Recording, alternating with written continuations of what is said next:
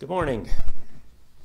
Thank you all for joining us today. My name is Sam Husseini. I'm with the Institute for Public Accuracy. You can see our work on the issues that are going to be addressed today and other issues at accuracy.org. We're delighted that you're able to join us, and we're able to host this event organized by Roots Action. Let me turn the event over to Norman Solomon. Thank you.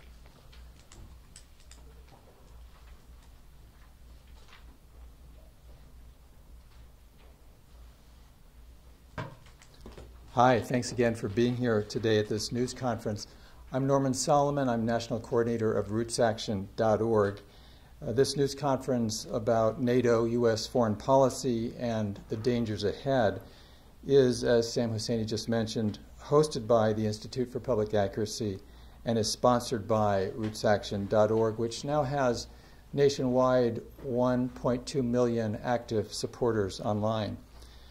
Tomorrow, the General Secretary of NATO, Jens Stoltenberg, will speak to a joint session of Congress.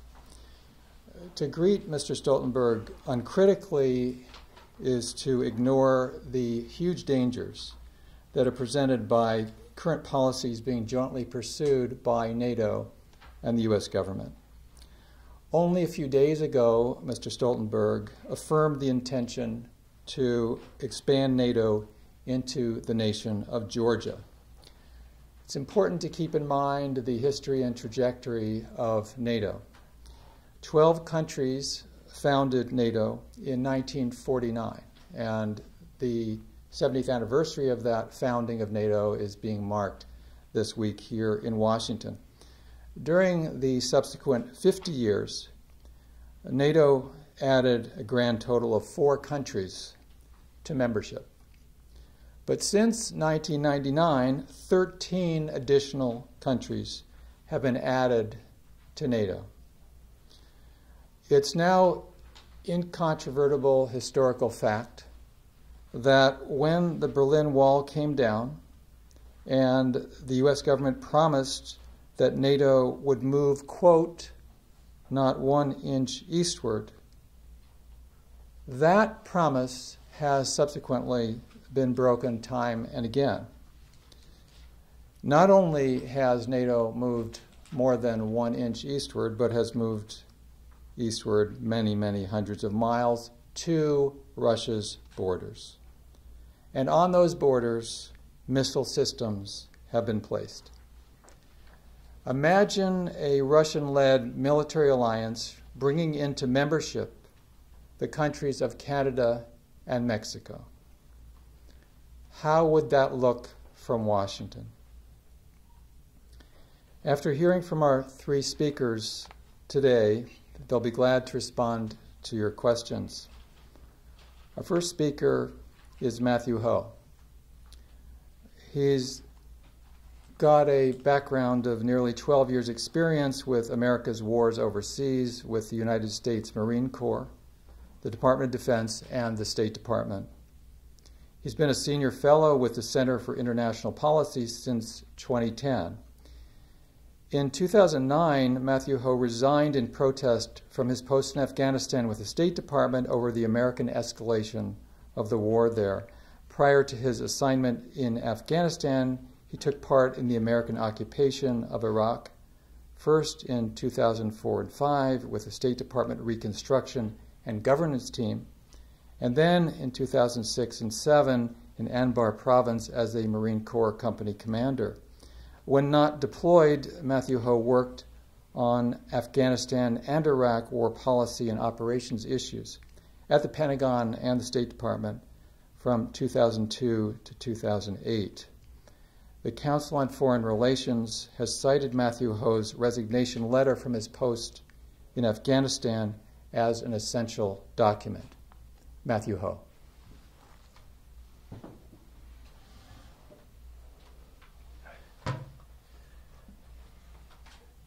Thank you, Norman, and thank you everyone for being here today. I appreciate IPA putting on this press conference because, as Norman said, to greet Mr. Stoltenberg, all the different foreign ministers, the generals, the admirals, without any critical thought is something that I think harkens to the worst traditions of American politics, as well as what we're seeing now with more European politics. This notion that we will just go along with what is best. It's interesting, too, in my mind, because what jarred my head, as Norman mentioned, the fall of the Berlin Wall, was I was a sophomore in high school when that happened. And I turned 46 next week. So it didn't just happen. It's been more than 30 years of NATO's primary reason for existence being gone, not existing any longer. So one of the things I think about, and one of the things that it's been interesting as the political season begins in the United States, there's been a lot of talk recently about President Franklin Roosevelt's vice president during the Second World War, who was Henry Wallace, maybe the greatest progressive leader in the United States, not just in the 20th century, but of all time. And in 1948, Wallace challenged President Truman for the Democratic nomination for president. And he was one of the very few that stood up to Truman and the Cold War policies of the United States at the time. And he was prophetic. He really was. His words, to paraphrase, was that these Cold War policies, which at that time were being embodied in the creation of NATO, in the National Security Act reorganization of the United States, which created a permanent and unlimited, really, war machine by organizing the United States government around the function of war, basically, which has really, over the last 30 years, been dramatically achieved in terms of where our priorities are.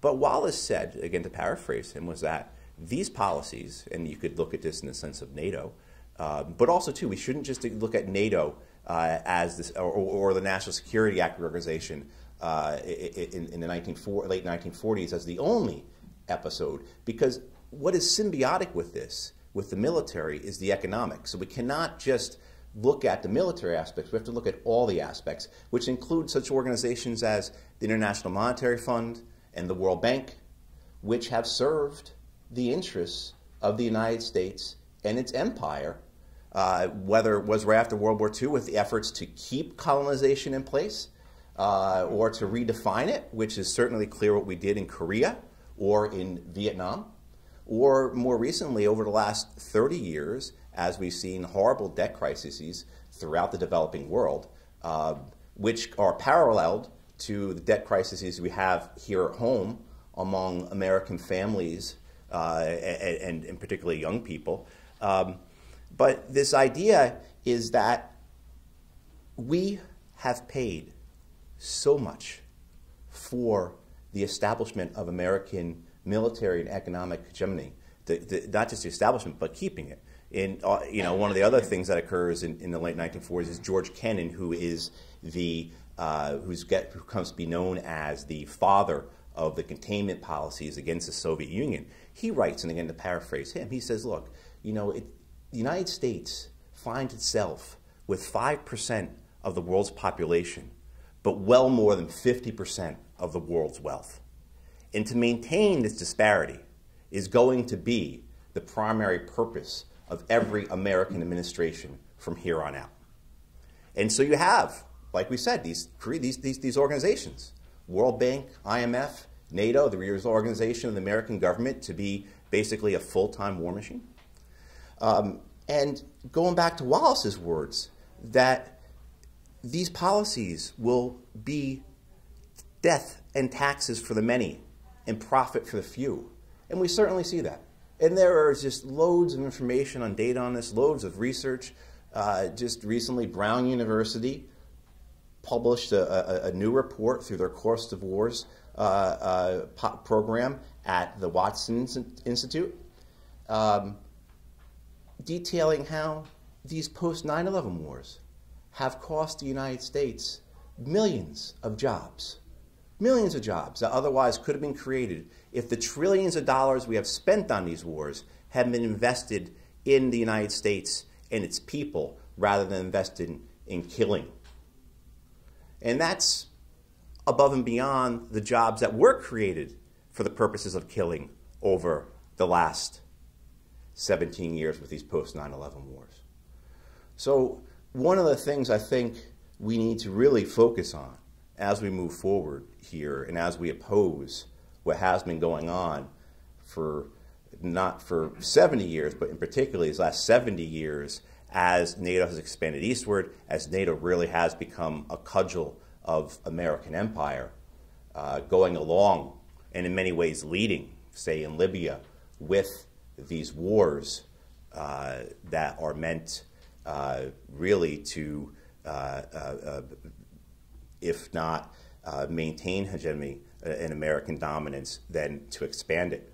What we need to do is continue to realize the costs that just haven't occurred, but are occurring. And we are running out of time. We are running out of time. It's interesting to me that NATO schedules their conference during a cherry blossom festival. And the history of the cherry blossoms in Washington, D.C., of course, are one of friendship between countries. And here we have this organization with all these foreign ministers coming here that is devoted to dominating, and in that domination, destruction of other nations that do not fall in line with the United States empire. So it's quite striking to me, that parallel. But we are running out of time. And whether it be the nuclear war, which we are more closer to than any other time before, or climate change, we are literally running out of time. And NATO is perhaps the biggest organizational block to not just world peace, but to the survival of the world. So again, I appreciate everyone being here today. I'm very grateful for you all to come out. I know traffic was, and the metro was probably a complete disaster going everywhere. So I appreciate you all being here today. Thank you very much.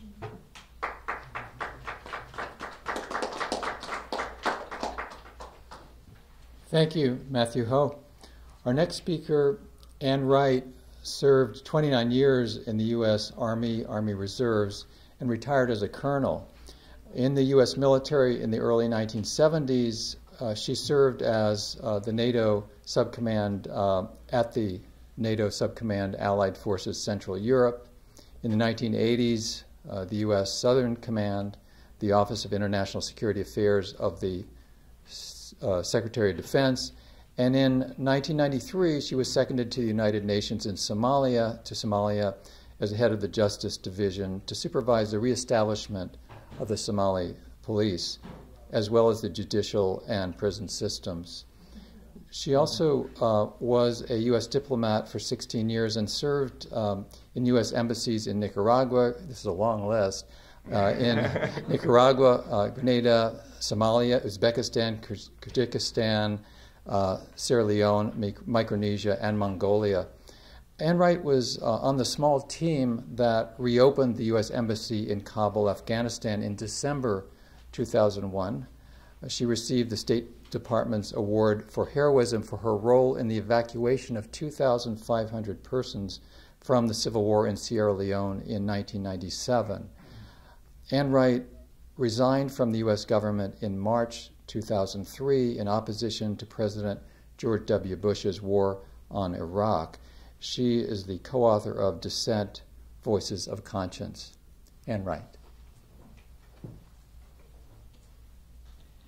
Well, thank you very much, Norman. It's a pleasure to be here. You know, 70 years of NATO, and I may be the only one in the room that's ever served in a NATO command, a NATO subcommand called Allied Forces Central Europe, which at the time, back in the 70s, you know, in the height of the Cold War, where there was the rationale for having NATO and Allied Forces Central Europe was to confront the massive Soviet buildup that was right on, well, it was on their border, and to counter that was, of course, the massive NATO buildup on the other side of the border. And as Matt and Norman both mentioned, with the fall of the Berlin Wall, we were all hoping, oh, wow, we don't need to have this confrontation. And in fact, the agreement between Bush and Gorbachev was that the U.S. would not poach all of the countries in the Warsaw Pact that were right along the Soviet border, that those would remain kind of buffer states. And by the time all that happened, I had already gone from the military into the State Department, and I was at the U.S. Embassy in Kyrgyzstan, which was one of the former Soviet republics, one of the 15 Soviet republics that became independent countries after the dissolution of the Soviet Union. And there, as the political officer for the U.S. government, all of a sudden started coming all of these requests. Let's start talking to the Kyrgyz about this partnership for peace, which was the poaching of various countries from the former Soviet sphere into the Western sphere. And that poaching continues today. For many years, though, while the Russian government would challenge the U.S. government, saying, "Now, wait a minute, you guys aren't supposed to be doing that," the U.S. government went ahead and did it anyway. And things kind of were, they were contentious, but certainly not the way they are right now, where where contentiousness has evolved into a very, very dangerous situation that we face right now. Where now, as Norman mentioned, all of these countries that now are a part of NATO, from the Baltic countries, the Warsaw Pact countries, down into the Balkans, where NATO is having the largest military exercises that the world has seen since the Cold War. Purposefully naming them very inflammatory terms. For example, one that was in Poland was called Anaconda, the snake to encircle. And when you think of the other encirclements that NATO and the United States has been doing, if you look at where NATO forces have been, which one of them is Afghanistan, and you look at all the U.S. military bases that are around Afghanistan, and then you look at all of the NATO bases now, brand new bases that are now called NATO bases that are in Poland and are in the Baltic countries, and you look at the numbers of exercises that are going on every single day, there is a reason why the Russian government is responding. I mean, it is a direct threat to them, a direct threat, a purposeful direct threat.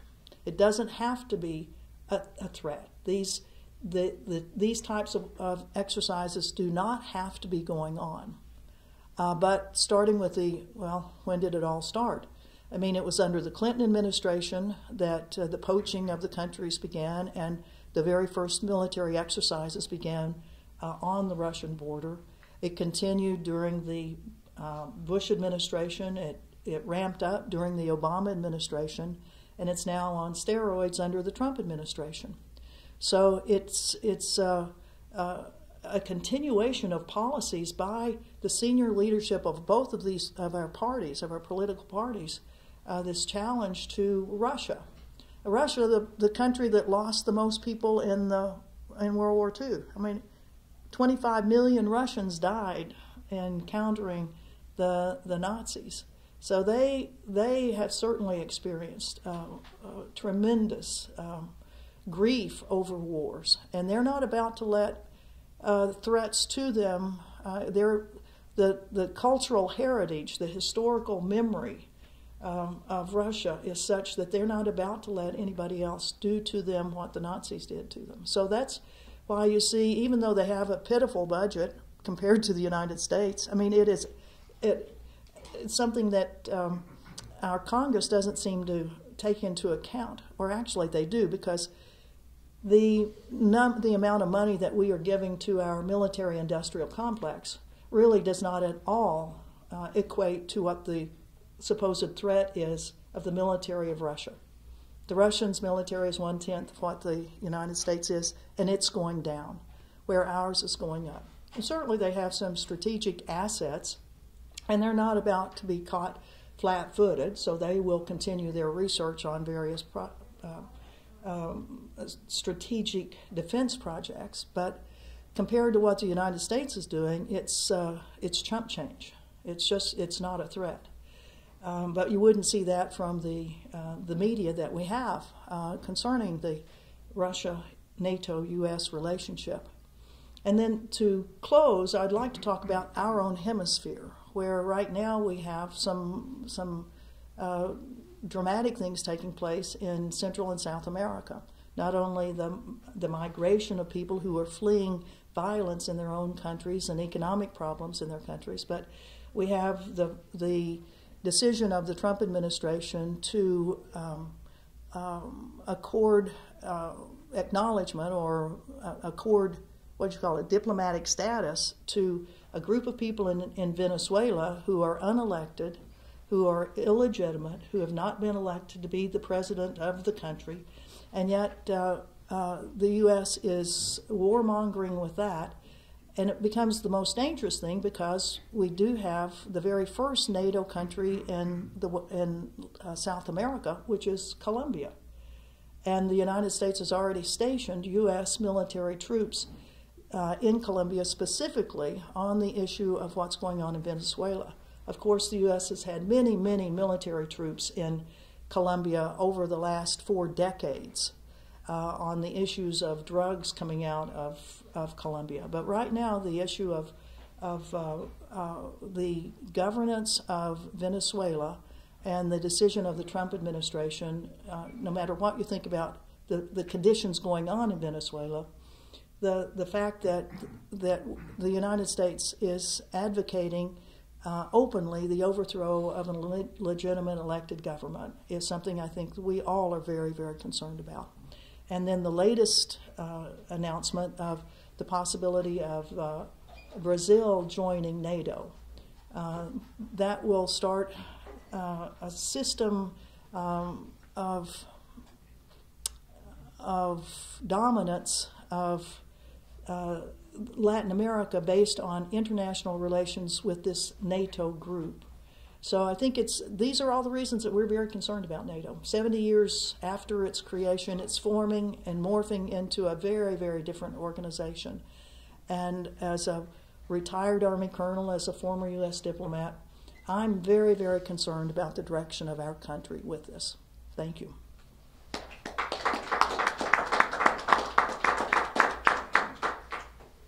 Thank you, Ann Wright.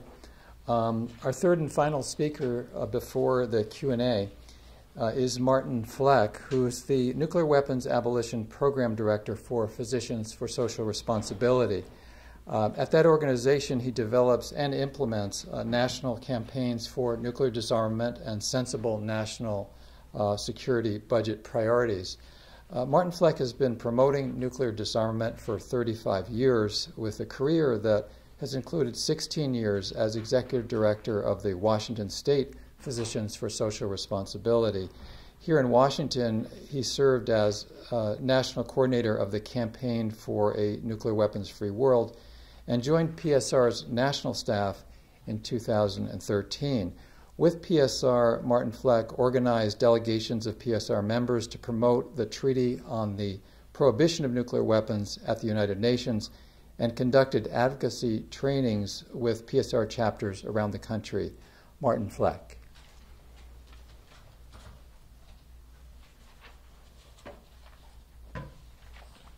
Thank you, Norman. Actually, I'm just back from Iowa this weekend, working with our Iowa chapter, which is really great.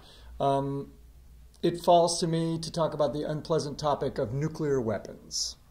And it seems like it often falls to me to talk about that topic. The world needs more nuclear arms control agreements, not fewer. The United States announcement that it plans to withdraw from the INF Treaty, the Intermediate Nuclear Forces Treaty, is hazardous to our health. That's a message from Physicians for Social Responsibility. And it's unfortunate that NATO saw fit to support this reckless unilateral decision, which should be reversed before it's too late. This decision on the INF follows on the heels of other agreements from which the United States has unilaterally withdrawn. The Anti-Ballistic Missile Treaty, And then, most recently, the Iran nuclear deal. It's an alarming trend. The New START treaty will be coming up for renewal in 2021, and if the United States chooses not to renew that treaty, then we will lose all of the New START verification systems that are now in place, and then both of the nuclear weapons superpowers will be flying blind as far as knowing what the other one is up to.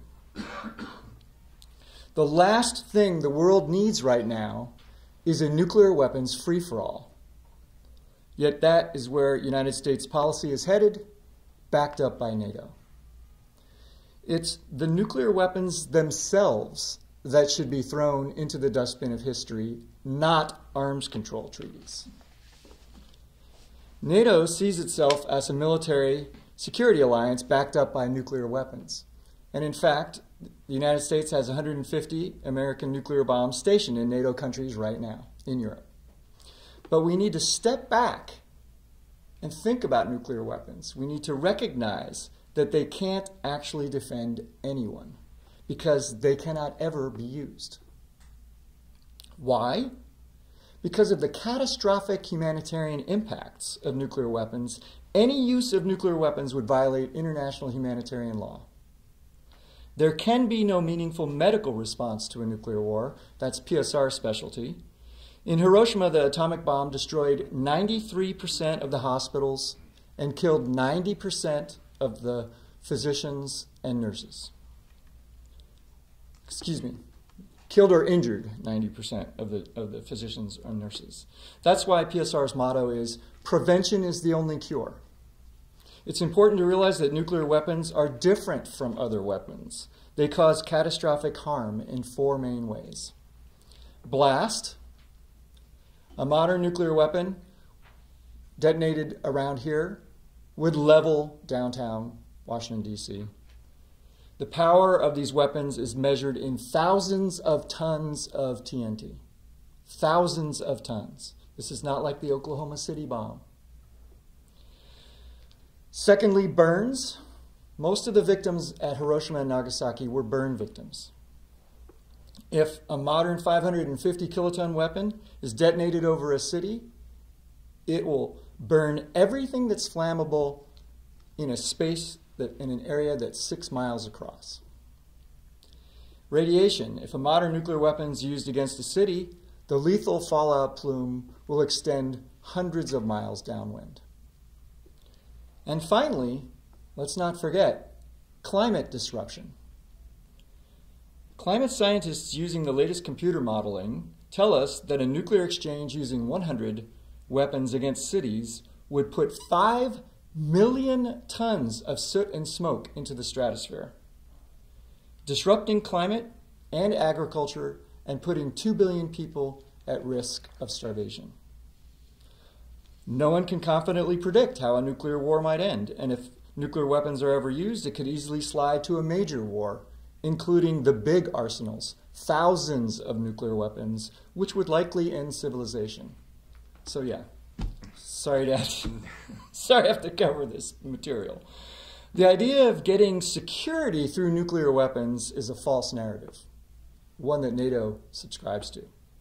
Instead of jockeying for some imaginary strategic advantage, developing new and destabilizing weapons such as hypersonic missiles and so-called low-yield nuclear warheads, the United States and Russia should be fulfilling their treaty obligations to completely dismantle their nuclear arsenals, as they pledged to do in Article 6 of the Nuclear Non-Proliferation Treaty that went into force in 1970. Instead, the Trump administration plans to spend upwards of $5.5 million per hour over the next 10 years on nuclear weapons alone. PSR calls for negotiations among all 9 nuclear-armed countries to completely eliminate their nuclear arsenals. That's the only path that can reliably prevent a nuclear war. And PSR is only the tip of the iceberg among health professionals calling for total abolition of nuclear weapons. Here's some of the others. The International Committee for the Red Cross, the American Medical Association and the World Medical Association, the International Council of Nurses, the World Federation of Public Health Associations, and International Physicians for the Prevention of Nuclear War, which won the 1985 Nobel Prize. To NATO and the leaders of the nuclear-armed countries, we say, listen to your health professionals. What are they telling you? American citizens can take action right now to change nuclear policies for the better, because there are current bills in Congress to change U.S. policy to no first use of nuclear weapons, to defund the new destabilizing, low-yield nuclear warhead, and to end the sole unchecked authority now conferred on the U.S. president to use nuclear weapons, and every U.S. president. Towns and cities and even state legislatures are considering resolutions and passing resolutions urging Congress to take meaningful action to reduce nuclear risks. And there's promising developments on the international scene. PSR is one of 532 partner organizations in 103 countries belonging to ICAN, the International Campaign to Abolish Nuclear Weapons. ICAN won the Nobel Peace Prize in 2017 in recognition of its work promoting the Treaty on the Prohibition of Nuclear Weapons, which was adopted by 122 countries in July 2017 at the UN. It hasn't entered force yet. This treaty puts nuclear weapons onto the same footing as chemical and biological weapons, which is to say, prohibited. It will enter into force once 50 nations have signed and ratified it. As of today, 70 have signed and 22 have ratified. Not only have the nuclear-armed countries refused to sign it, but they are trying to undermine this treaty. It won't work.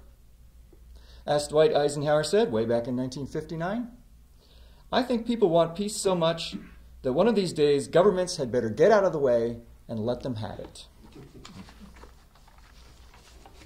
Thank you.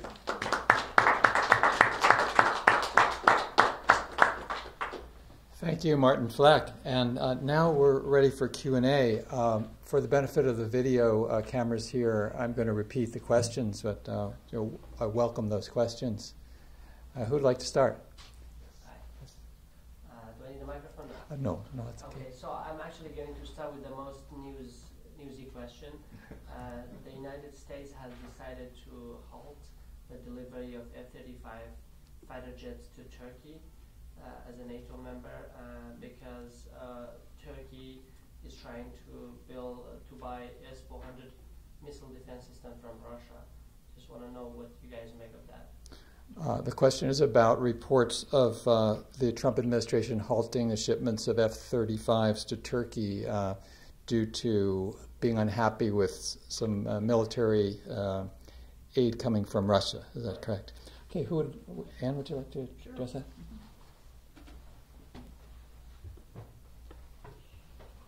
Well, I'm always glad that weapons sales are halted. So I think that's great. That's one of the few things I'll agree with the Trump administration on, but probably not for the same reason that the Trump's administration's doing it.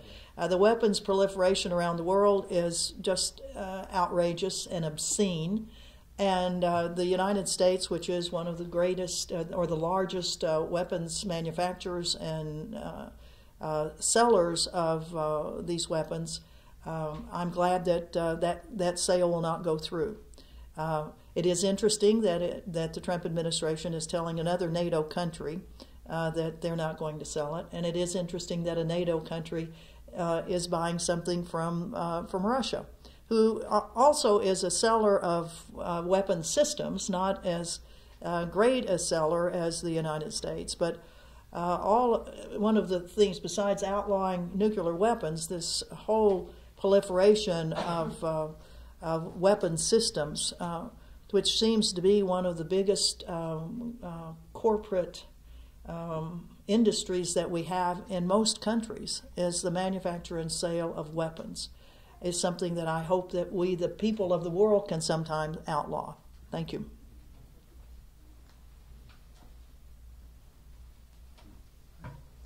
Are there any other questions? Yes. So, and this one I guess is everybody, is all this, when you're talking about the continuing expansion of NATO, I do get the impression that everything that Trump's tendency to assail NATO, to attack NATO, and talk about defunding and so forth. It's basically smokescreen and completely separated from actual U.S. policy. The question being whether the purported antipathy that Trump has at times to NATO is basically a smokescreen for his support of the continuing NATO efforts. Who would like to address that? Sure. I think President Trump is a man of many contradictions, to put it politely.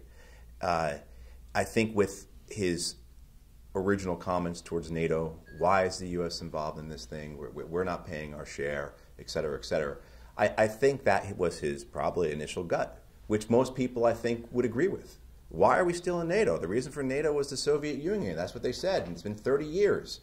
But then he gets into the Oval Office, and then he gets briefed by the generals and the admirals, and then he becomes very close with the weapon systems manufacturers. I'm blanking on her name, but the lady who runs Lockheed Martin, he is constantly praising her. You see him talking about her all the time. His first trip overseas to Saudi Arabia, he comes back and he is so pleased with that massive weapons sale. And I think this ties into this convergence. You can't separate the economic from the military. And I think he understands that better now. I think he also has these gut feelings, though, like, say, he does originally with Korea. I'm going to go talk to the North Koreans. And the establishment here says, no, you can't do that. That's an anathema. But his initial gut, I think, is often right because it is common sense. I don't think anything that's being set up here it could be dismissed as hyperbole or as pedantic or as anything other than common sense. You look at the state of the world. You look at the conflicts that have been raging and are raging. You look at the dangers, again, whether it be nuclear weapons, whether it be this my God, the catastrophe, the nightmare that an armed conflict between Russia and NATO would be, a conventional, not nuclear weapons, but a conventional one, is just, it would be unimagined how catastrophic that would be. And then to, again, climate change.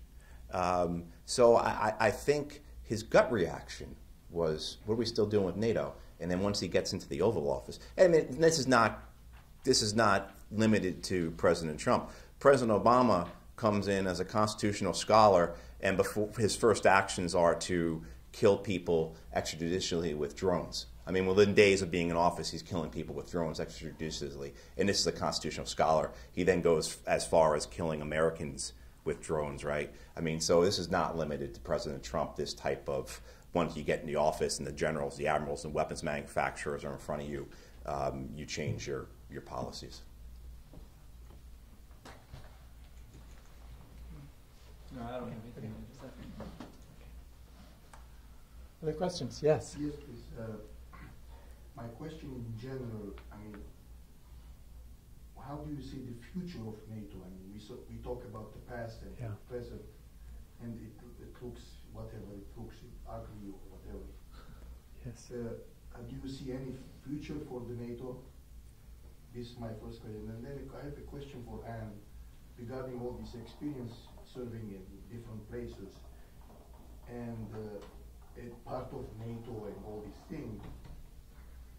Do you have any thoughts or ideas about, are there any trend of re-evaluating or reviewing what was done before, or just the war machine is going on?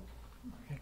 So 2 questions. The first is about the prospective future of NATO, and the second is specifically to Anne Wright about, as I understand it, sort of a retrospective of what actually has occurred with NATO. Take on that first. With regards to the future of NATO, what needs to happen, if you look at the Stockholm International Peace Research Institute, if you look at their research, there's absurd amounts of money being spent on so-called national defense by a variety of countries. NATO countries high on the list. And I think that the future we should be looking towards is a future where an armed alliance like NATO is not seen as necessary, because people of the world are addressing actual concerns that we have, such as economic inequality, climate change, and all kinds of other things that we need to deal with seriously. So my view, anyway, of the future is NATO is that it is made unnecessary hopefully by rationality in the future, including removing the nuclear threat and then figuring out how to build sort of a common security so that there's not a sense of a conventional threat either. Then we can move on with important things that we need to do for the next generation, give the next generation a fighting chance.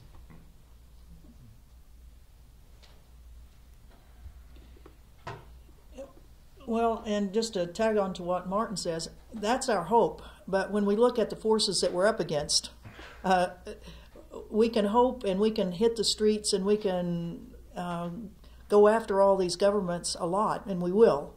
But the forces that we're up against are pretty darn strong, and they've got a lot of money, and they know how to manipulate propaganda. They know how to go after politicians, and until we get money out of elections, we can be assured here in the United States that the people that are going to be elected, well, maybe not. Maybe we have a revolution going on. I hope so. That we do have the highest number of candidates right now ever that's saying they're not taking PAC money. That's a very good thing. But we also have a lot of them that still are.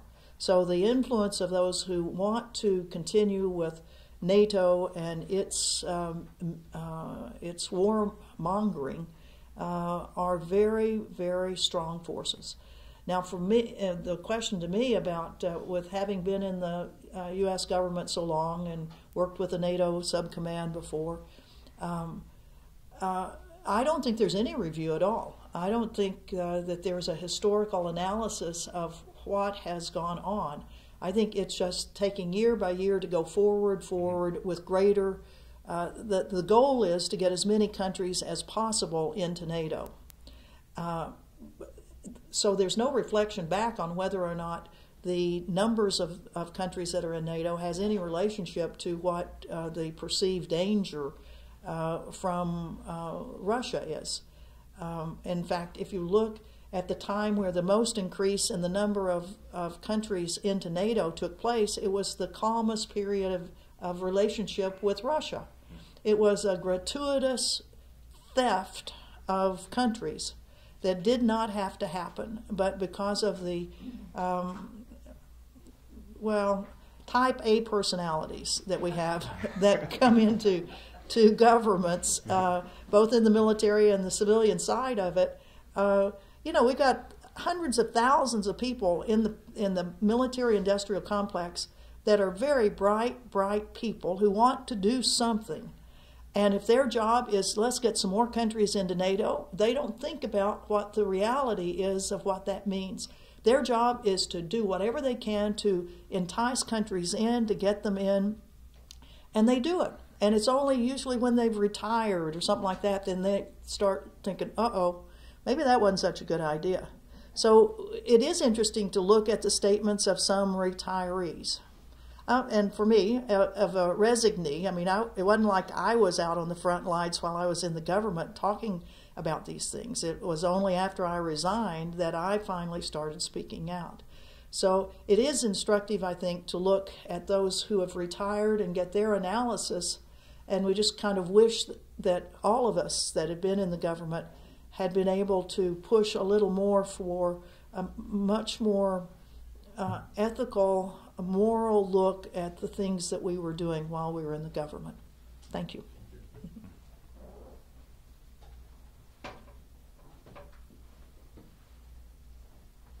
Yes, thank you. Yes. I think one of the absurdities that's taken place this morning is right next door. Brett McGurk is addressing an issue, a manufactured issue, calling it crimes committed against U.S. citizens abroad. Now, that's not really my question. I'm looking at it in terms of, on the one hand, the realignments within the U.S. system, if you will, is rapidly withdrawing from international commitments, severely impacting the world peace. One of them primarily is the International Criminal Court. And on the other hand, they're renewing realignment to present NATO in its newer form. I mean, no one really expects Colombia to be a primary support state to NATO. But are we beginning to see that the U.S. next phase of international intervention is going to be, let's put all this under NATO and then push all those countries to take over while we stay in the background? Now, is this what the politicians are also leaning towards, or are we beginning to see some resistance to expansion under various names?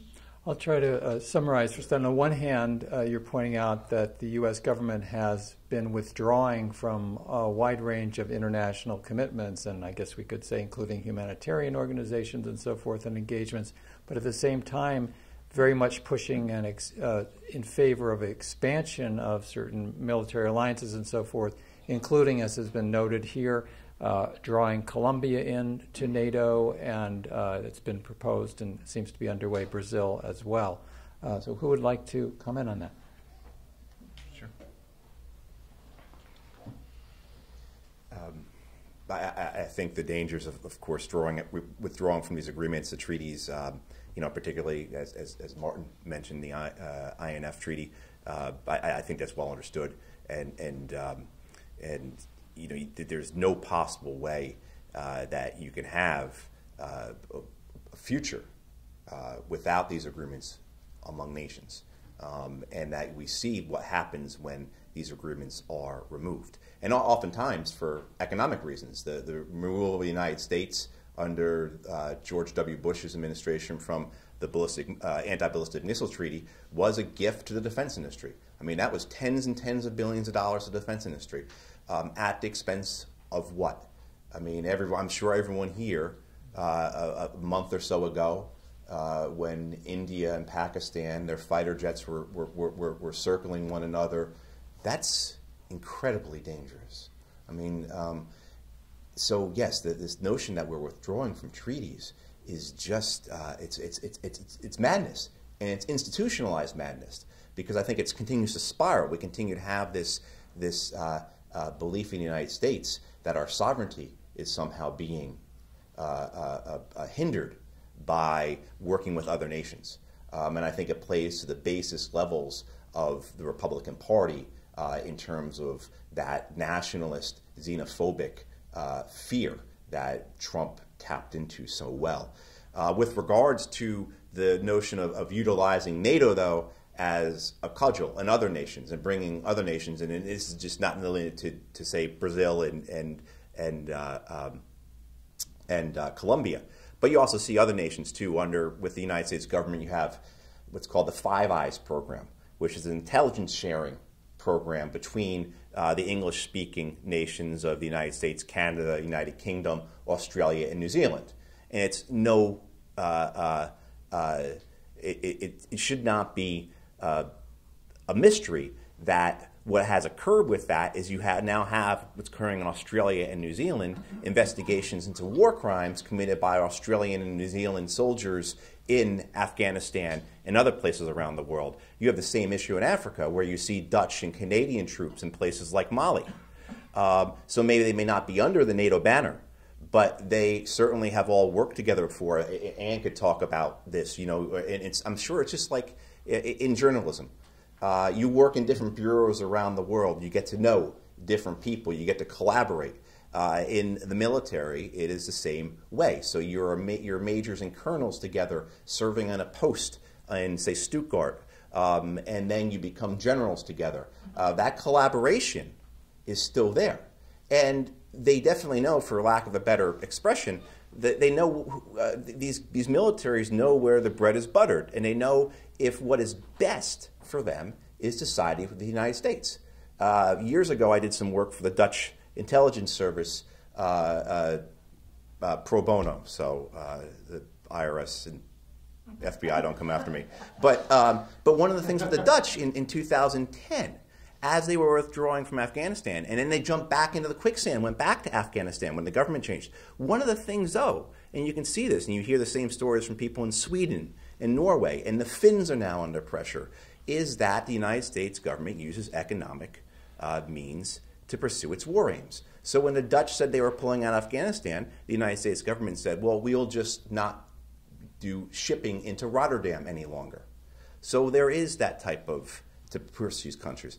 And one final aspect of this. This is what the United States military wants. In Afghanistan in the past year, Afghanistan, which by all standards is the most violent country at war now, if you look at the data, twice as violent, say, as Syria or Yemen, the United States has killed more Afghans in the last year than any other year previously, and we lost hardly any soldiers. So if we can get others to do our killing for us, that is of prime benefit to the politicians. Because as long as American troops are not being killed, as long as American boys and girls are not being killed, they can still do the killing remotely, or they can supervise the killing. But as long as they are not shedding blood, there is no political cost here. And the American military has carte blanche to do whatever it wants. Look what we did in Iraq. We destroyed every city along the Tigris and Euphrates River Valley. We flattened with our aircraft. Tens and tens of thousands of people are still missing. Tens of thousands of people will never be recovered, buried under rubble. Hundreds of thousands of people displaced. And not a word here about it, because we lost nobody there.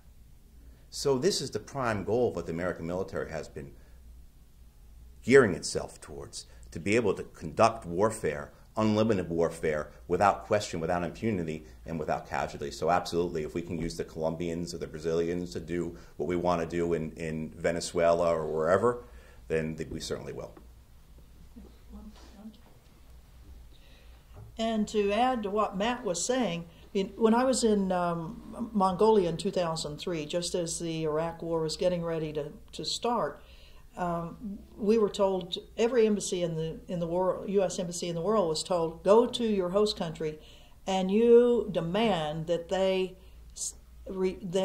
sign Article 98 of the International Criminal Court, which exempts the United States from being held accountable in that court. And also tell them that if they don't join the coalition of the willing, that any sort of economic or military aid we give to them will be stopped. So I was the deputy ambassador in Mongolia. And when this message came in, I just looked at the ambassador and I said, listen, I'm not about to go to the Mongolians and tell them that. I think this is outrageous. It's wrong. And he went, well, but, that's what we got to do. And I said, well, you got to do it. You're the ambassador, not me. And that was, one of the final nails into my decision to resign. But, what they were doing, that for all these countries at that time during the Bush administration, there was this Millennium Challenge account, which had this mega amount of money that was going to be going for various infrastructure projects. And we were thinking, how in the world, why was the Bush administration, of all administrations, the one that cooked up this Millennium Challenge account to have all of this money available, little realizing that it was hooked right into the war on Iraq. That if indeed the Mongolians didn't cough up, which they eventually did, I was very proud of them. For weeks and weeks and weeks, they kept stalling our ambassador. Every time he'd come back, they're not ready to accept this. I was going, yeah. But finally they did, and they coughed up 38 Mongolians to be a part of the coalition of the willing. And that was, another way that the United States was deflecting, saying this is a great international effort. At that time, it wasn't a NATO effort, and in fact, Iraq never was a NATO effort.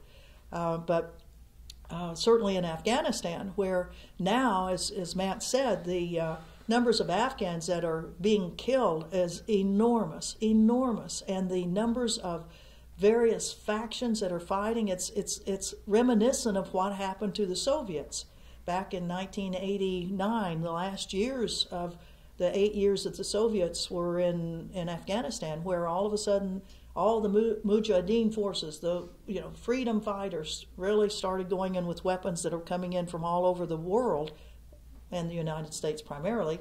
The same thing's happening now, that there are lots of various forces, some coming up out of Iraq, some coming up out of Syria, that are just terrorizing Afghanistan.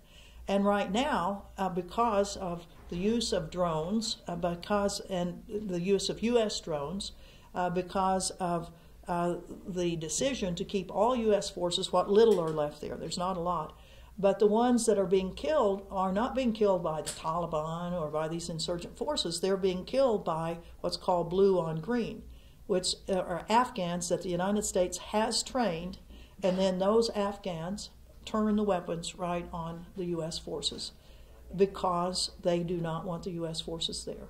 And it's a horrible situation that we continue to be in after 18 years now in Afghanistan. We have time for just one more question. I want to note that the plans now for NATO to bring the country of Georgia into membership must, as always, if they're going to take effect, must be ratified by the U.S. Senate. The vote 2 years ago for Montenegro to be admitted was 97-2 in the Senate. However, there are some signs of more opposition towards this proposal, particularly the very dangerous aspects of absorbing into NATO a country on the Russian border. I want to mention that at RootsAction.org a few days ago we launched a campaign of constituent emails to senators, and already several thousand individual emails from constituents have gone to senators, that's in every state, urging them to oppose a vote in favor of admitting Georgia into NATO. And this is clearly going to be an accelerating issue in the months ahead. Is there any other question here before we wrap up? Yes? First, my apologies for being late, but my colleague was here. And if you address this question, then that's fine. We see on the surface some contradiction between this administration approach to NATO. On one hand, they insult all the European countries almost, except the ones that they would like entice to join them. The European kind of confused, but at the same time, they are trying to have European small NATO. With the Brexit now, there is a chaotic situation in there. So what's your assessment of the possibility of the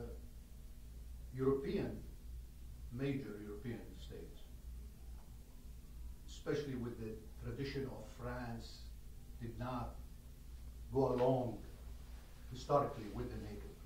There's any way that could put a crack in the NATO as a justification to continue the NATO as a NATO if the Europeans were able to have their own European force? And what that going to be, if this to be developed, the relation with Russia at the same time?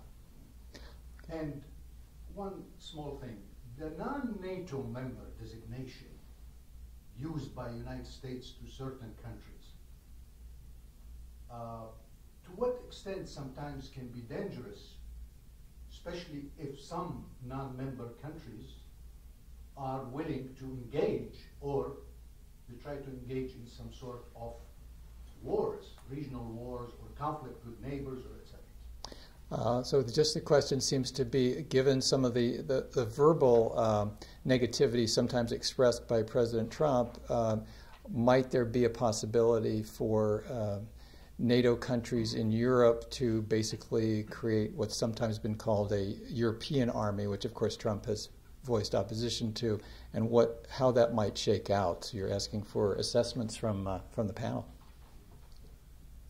Martin? Okay, thanks a lot. Yeah, hey, it's your turn. Everybody's there here. Thanks a lot. Yeah, I have seen indications that European leaders are alarmed about what's happened with our new administration and its attitude towards allies.